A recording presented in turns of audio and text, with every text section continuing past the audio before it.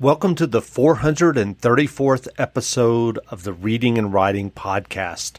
Stay tuned for my interview with writer David Gilman, historical novelist and author of the Master of War series.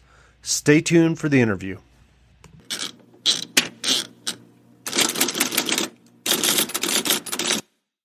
Welcome back to the Reading and Writing Podcast. My guest today is David Gilman, author of the historical novel Shadow of the Hawk. David, welcome to the podcast. Thank you, Jeff. If someone hasn't heard about your novel yet, how would you describe Shadow of the Hawk, which is your seventh novel in your Master of War series about the 100 Years' War? And I'm curious, how would you describe the series and the latest novel, Shadow of the Hawk? I'd just say it's the seventh, so we've come quite a long way from the first book. It can be read as a standalone. I have to say I'm really pleased that when some of my readers pick up in the middle or towards the end of this series, they often go back to the beginning, so that's very rewarding.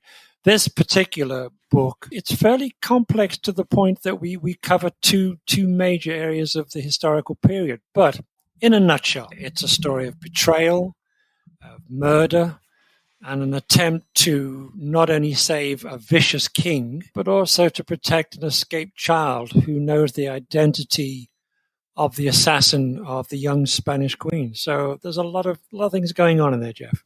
Great. Do you remember the original idea or impetus that led you to write Shadow of the Hawk? Shadow of the Hawk, it tends to be almost a follow-on historically in historical times, because once I started with the series, I was very keen to keep the period going almost like not a serial, but in a series of time, so that we can jump a year or two or three ahead. That's fine. But it is historically accurate, and it is of that time. So when I had reached this point in the series, I sat down and I thought, okay, where am I going now? I know where I got to on my previous book.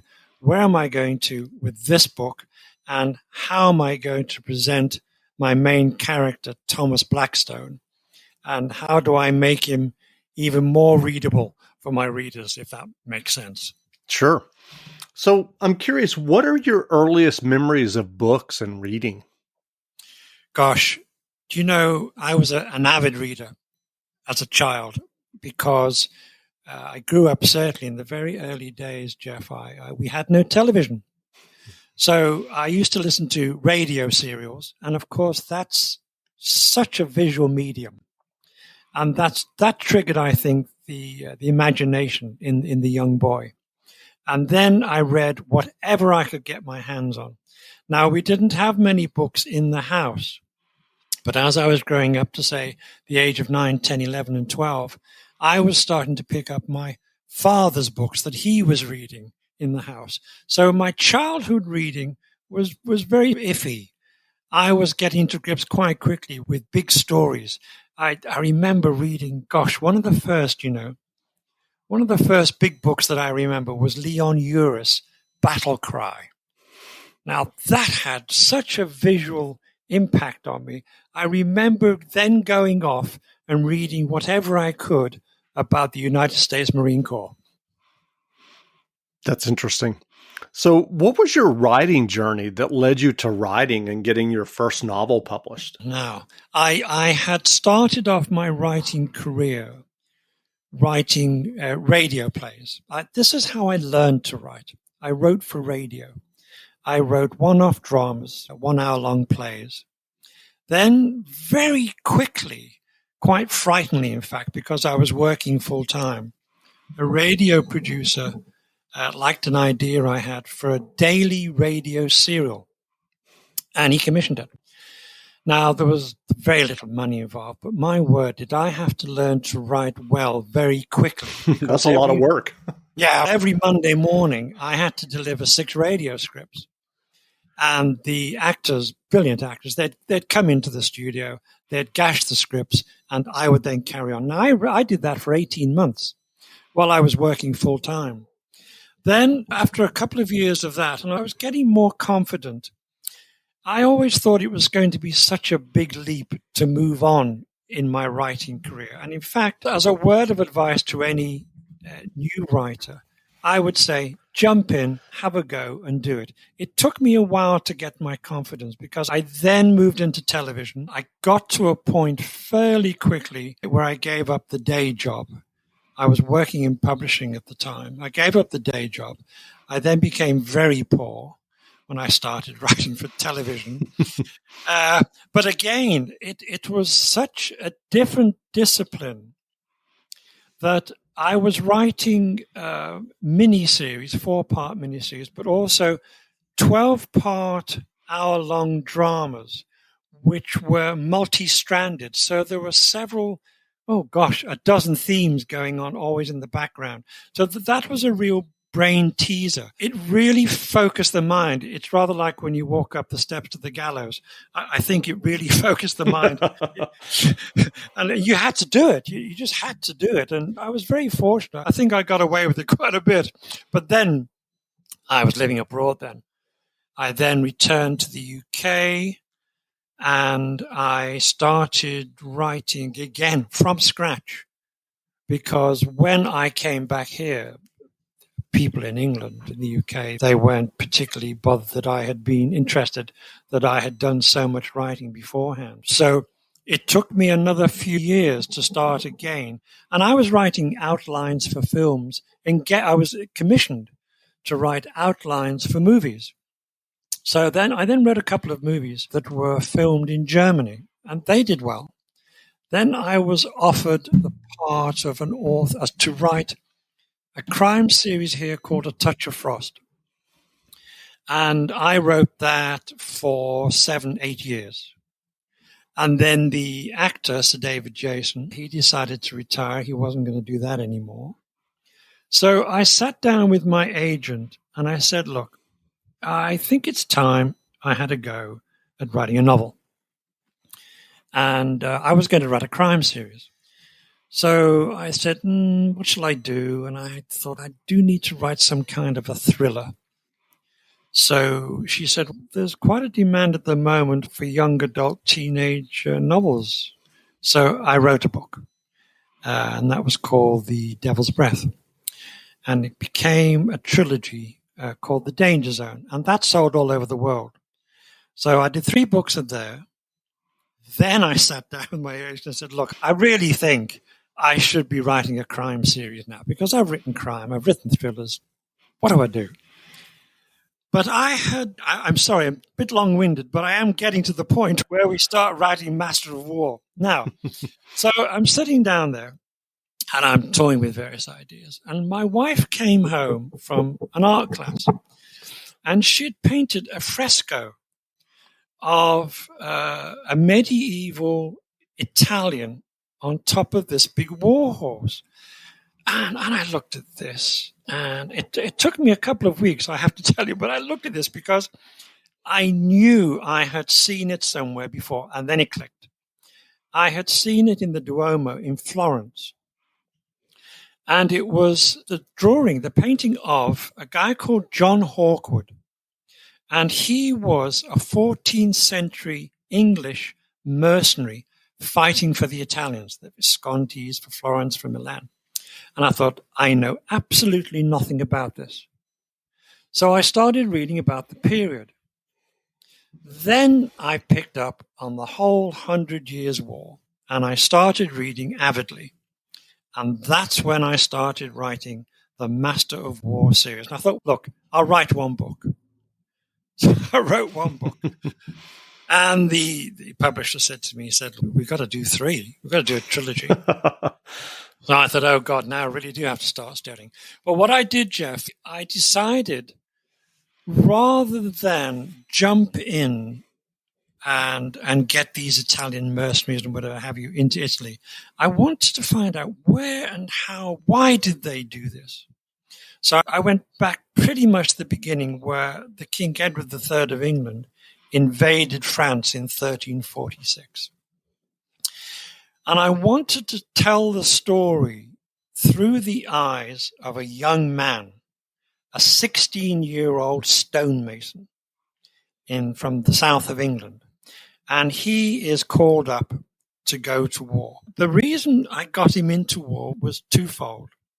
One, I wanted the reader and the character, by the way, to experience the horror of war, of that brutality, because it was a terrible way to go to war, let's face it.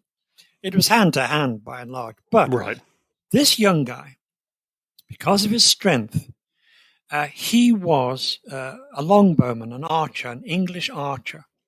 And that was the English king's secret weapon in the 100 Years' War, was the English longbowman. And that I found fascinating.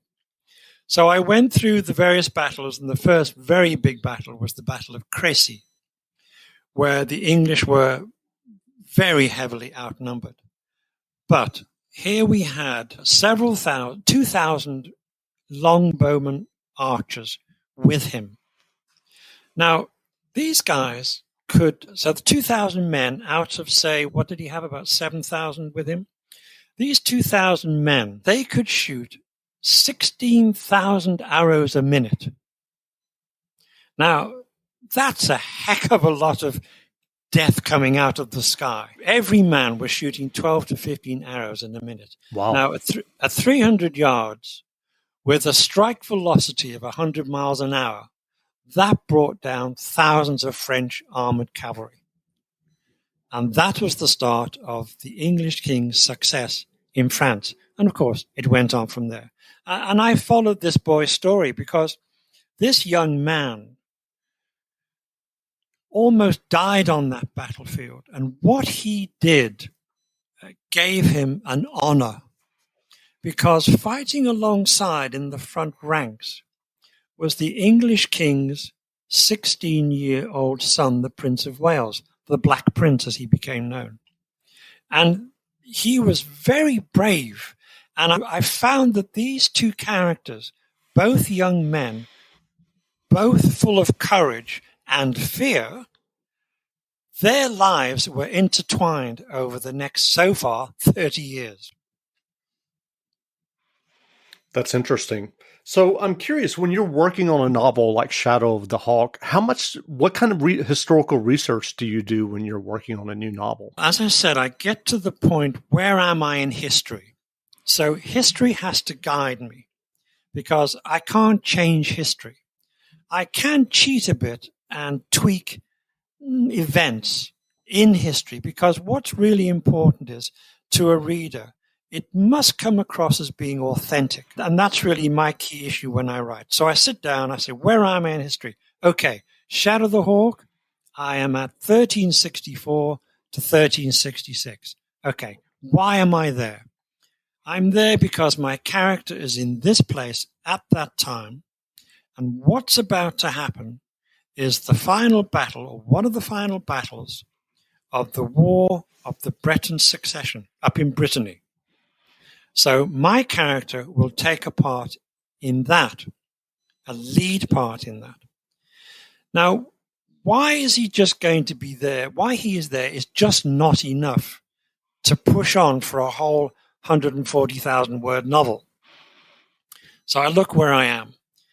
Then I discovered that a year later,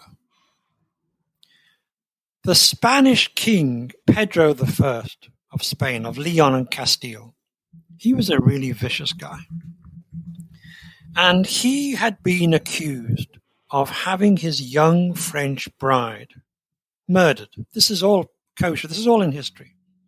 So I thought, okay, I want to get from the north of France down to the north of Spain in that year and a half, say, period. How do I do it? Well, he had to have a motivation to get down there. And the motivation was that during the battle in the north of France, he comes across a young boy who had been enslaved, a child, 9, 10 years old. And he discovers that this child had been a servant to the Spanish queen. Blanche de Bourbon was her name when she was murdered. So I thought, okay, here we go. This child is the only living witness to the murder of the Spanish queen. How neat is that? To get my guy to go back. It wasn't enough for the man himself, Thomas Blackstone, my hero, to go back. He had to go back with a very firm historical reason behind him. And that came about because at that time, Jeff, the English Prince of Wales had been given the Duchy of Aquitaine, which is the whole southwest region of France. The French had been defeated in so many battles, there was a treaty. So the English king gave his son the Duchy of Aquitaine. He became the Duke of Aquitaine, Prince of Wales, Duke of Aquitaine. And when he was down there, he was very popular. He ruled well up to a point. And the area around Bordeaux and that Aquitaine region had always been for some years in English hands. Now, the French king looked at Aquitaine and he said, this is genuine, by the way, this is history. The French king was a really conniving guy. He was very clever, the young French king, Charles V. So he looks at this and he says, okay, hang on a second. Down south, below Aquitaine, is the border of Spain. If I want to get round the back, on the flank of the English prince, I need to secure the north of Spain. How do I do that? The north of Spain, Castile and Leon, the king of Castile and Leon, because they were all little kingdoms there, don't forget. South of him was the Emirate of Granada, and that was Moorish Spain, run by the Moors. Now, King Pedro had been excommunicated by the Pope because he refused to wage war against the Moors. So now I'm thinking, okay, here's my reasoning. This is how I get down here. And it's very true that the French king convinced the Pope to stump up a heck of a lot of money. And he said, Pope, hey, what we're going to do is we're going to go south through Spain and we're going to attack the Moors. We're going to have a crusade. How does that sound? And the money rolled in. So the French king, he employed thousands of mercenaries, men who had fought English, Spanish, Hungarian, French, you name it, they were in this army. And they were actually led by Englishmen. Get more out of summer with more from the Home Depot and 4th of July savings throughout the store and online. Whether you're ready to paint a wall, upgrade an appliance, fire up a new grill, or spread color throughout your garden, the Home Depot can help you match low prices with your high expectations for your next project. Whatever plans you have for your home, you can make this a summer to remember. With the Home Depot, how doers get more done. Pros like you power through the day at Lowe's and take advantage of exclusive services just for pros. That means you don't just get nails. You get free compressed air for your tires and portable tanks.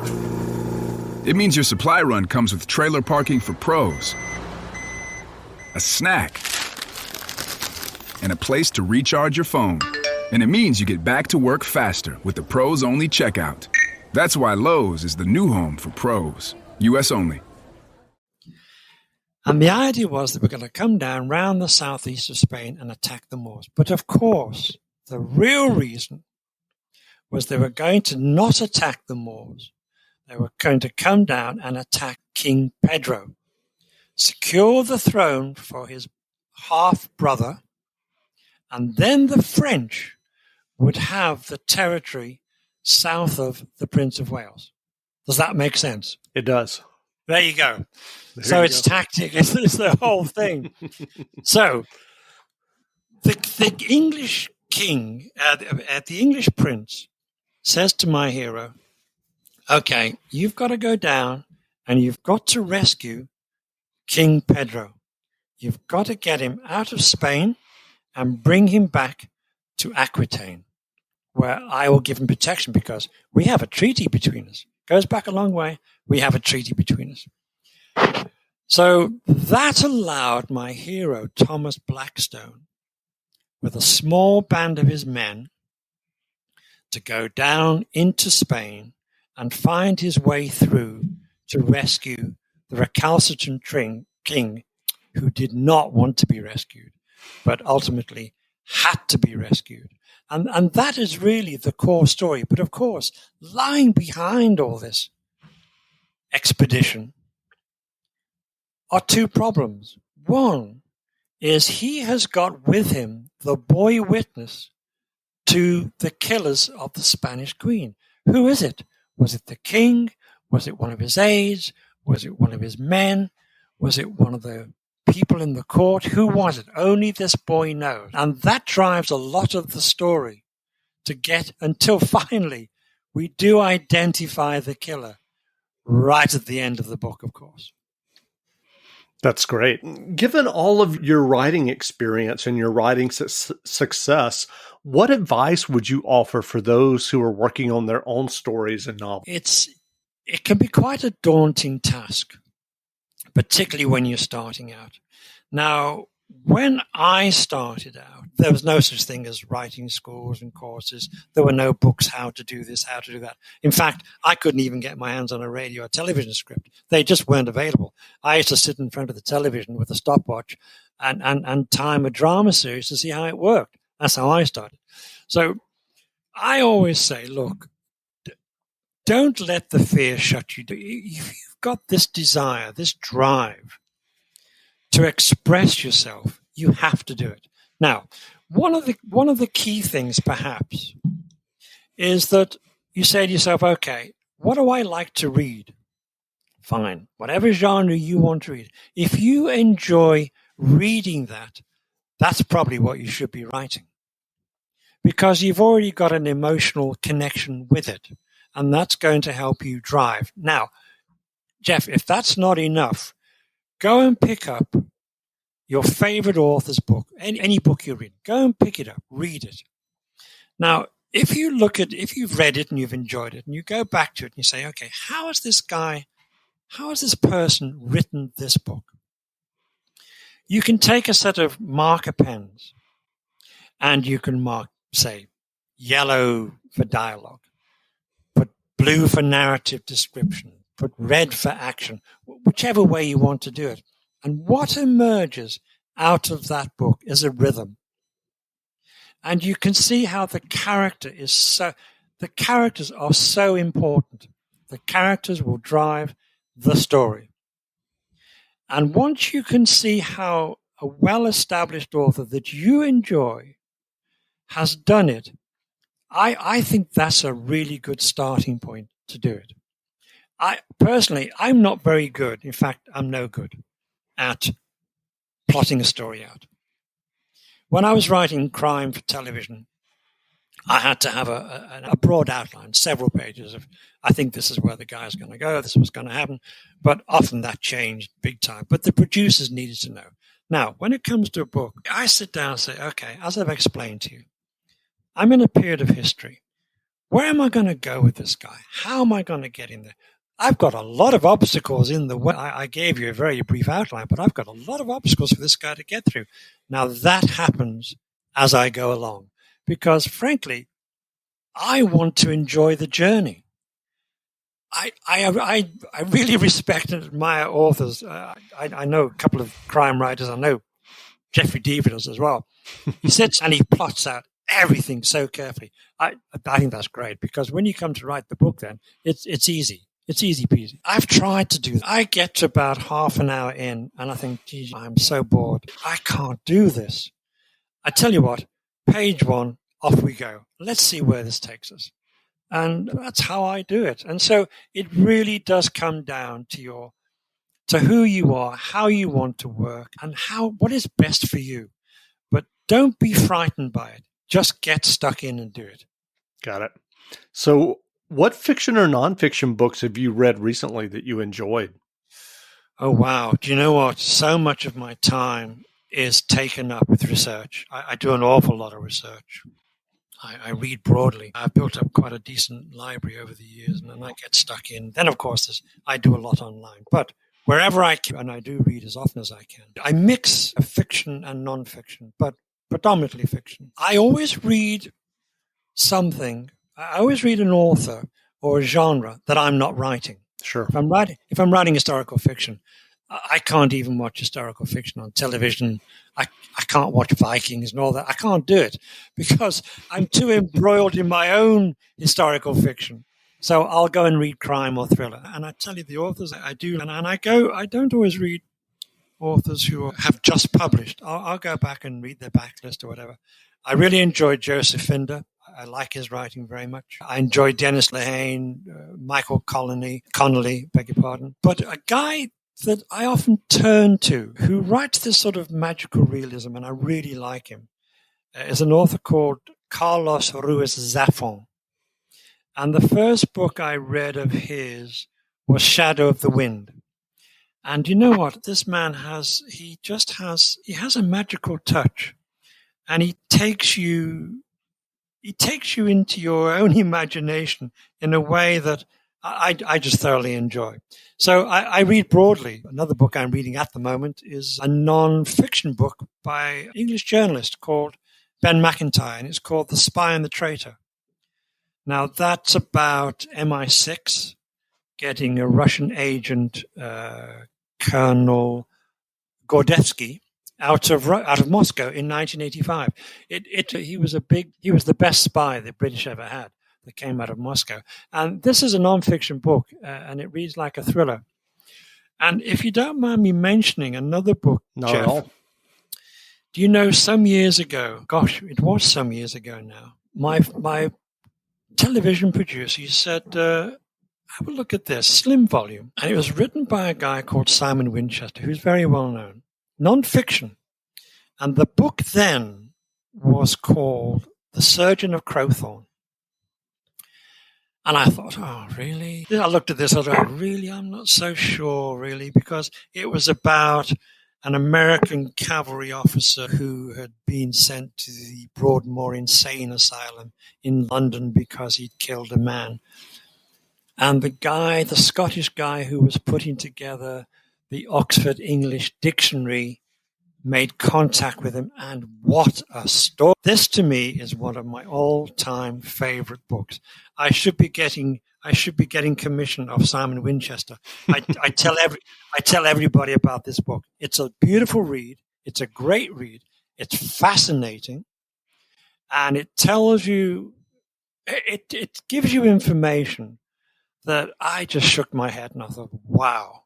Now I know, why the Oxford English Dictionary is such a wonderful dictionary and how it was put together over so many years. And I just like this guy's writing. He writes it so well. I've read all of Simon Winchester's stuff. It's just great. I love That's it. great. I actually recently watched the movie. Oh, yeah, that was called what's it called? The Professor and the Madman. That with absolutely Mel Gibson. Yeah, I thought he made a pretty decent job of it, quite frankly. You had to change the title, didn't you, for the movie? Right. I thoroughly enjoyed it. I thought it was good. So yes, you know what I'm talking about. Yes. So, are you working on a new novel now?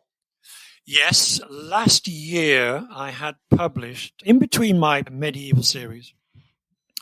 I like to try and slot in a standalone novel whenever I can. It's a bit of a hard work because I'm doubling up on my work hours. But yes, last year I did my third standalone, which was a contemporary thriller, which is my first contemporary thriller, and that was called The Englishman. And that was voted by the Financial Times to be one of the best 3 thrillers of the year. That has gone down very well. We've just had a movie option made on the book. I wrote the second one. I've just delivered the second one, and I've just started writing the third. There'll be 3 so far. And then I go back to my 8th Master of War novel. That's great. Where can people find you online if they want to learn more about you and your novels? Thank you. Yes, it's my website is davidgilman.com. And my Facebook page is David Gilman Author, and that's where I am. Yeah. Do please. And I actually have really nice conversations with my readers. I have quite a few readers in America now, and we get on very well. We have a bit of a correspondence going, so it's really nice. Thank you. Great. Again, we've been speaking with David Gilman, author of the new novel, Shadow of the Hawk. The novel is on sale now, so go buy a copy. And David, thanks for doing this interview. Thank you, Jeff. It's been a real pleasure. Now, stay tuned for a brief excerpt from the audiobook of Shadow of the Hawk by David Gilman, narrated by Colin Mace, available wherever audiobooks are sold. Part 1. Death of an Archer. Chapter 1. France, north of Bordeaux, 1364. The rider was frozen dead in the saddle. Snow, and then bodkin-tipped frost driven into bones by a snarling wind, had torn away the man's soul. But it was not the hand of God that led him to Blackstone's encampment. A hardy monk, returning on foot to the safety of Blackstone's protection at the Abbaye Notre-Dame de Beauchaux, had come across the exhausted man, who, with his final breaths, had gasped for help to find the English king's master of war. The monk, seeking refuge from the bitter winter that was killing man and beast across the land, had plodded on towards the fortified abbey, deep in prayer and leading the man's suffering horse. Strong arms, fingers clawing in the biting cold, reached for the dead man, cutting the reins to free his frozen grip. Blackstone saw the satchel bearing the prince's seal. The messenger's clothing creaked when they eased him from the saddle. The horse faltered, head low. Men guided it towards the stable with a gentleness reserved for a beast with a courageous heart that deserved to be saved. Blankets, deep, soft straw, boiled oats and warmth from the other horses would aid its chances of survival. They settled the dead man onto a stool, propping his back against the wall. Blackstone looked into his blue eyes. The prince's messenger had fought against his own death in his determination to deliver the contents of the satchel. Blackstone reached out to close the man's eyes, but the lids were frozen open, gazing out from eternity at the gathered men. Some crossed themselves. "Shall we put him close to the fire?" said Blackstone's centener, Will Longdon. "Sweet Jesus, you idiot! You want him rotting?"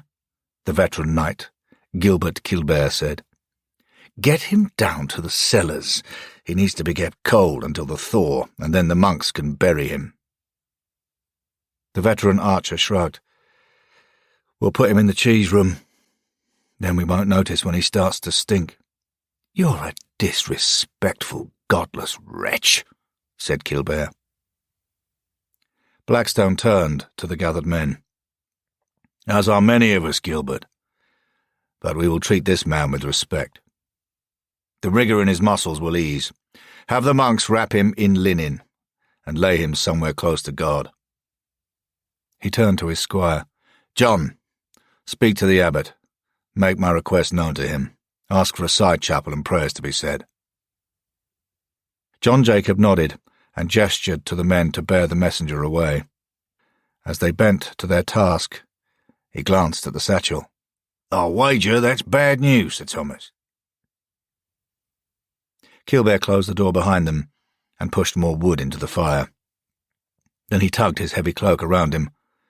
Like the others, he wore strips of cloth wrapped over his boots to help ward off the bone-cracking cold of the stone floors. Monks were not lords of a manor who placed fresh reeds beneath their rugs. "Worst winter I can remember, and this is already spring," said Kilbert, squatting on a stool, pushing his swaddled boots towards the flames. "Snot drips and freezes like damned icicles. We hack wine casks open and melt chunks of wine over a fire. It's too cold to fight, even if we could find a Frenchman to raise a sword against, and not a whore or a nun in sight to embrace beneath the blankets. It's not just the cold wind that makes your eyes water, it's the ball ache. We should go back to Italy, south, Naples or somewhere." Blackstone held the unopened satchel containing orders from the Prince of Wales. He felt the leather stiff beneath his fingertips. "Knowing the prince, he'll find something to warm us. Then open it. It's time we left this place." Blackstone took out the folded parchment and broke its wax seal. A loyal messenger had sacrificed his life to deliver the summons. What was so important that she should pay such a price? His eyes followed a clerk's neat hand. Killbear waited, eyebrows raised, questioning. "Argen," said Blackstone, his mind's eye placing the ancient city halfway between Bordeaux and Toulouse in the southwest, close enough to the northern Spanish kingdom of Navarre. "We travel to meet the Prince and Charles of Navarre." Killbear poked the fire in disgust. "That popinjay! We saved his bastard arse when we fought the Jacquerie. These damned noblemen. Peacocks on the battlefield. All he's fit for is killing peasants. What does he want now?" Blackstone shook his head and passed Killbear the letter. "All we know is that the Prince summons us." 2 days' ride in this weather," said Killbear. "At least, I tell you, Thomas, the King of Navarre is up to no good. I'm not joyful at the thought that we'll be dragged into a fight to help him." He tossed the folded document onto the table. "God's tears. Our king and our prince won the damned war thanks to men like ours shedding their blood. If this upstart has ambitions beyond his ability, then let others ride to their deaths on his behalf, not us. He should stay in that sliver of land he calls a kingdom."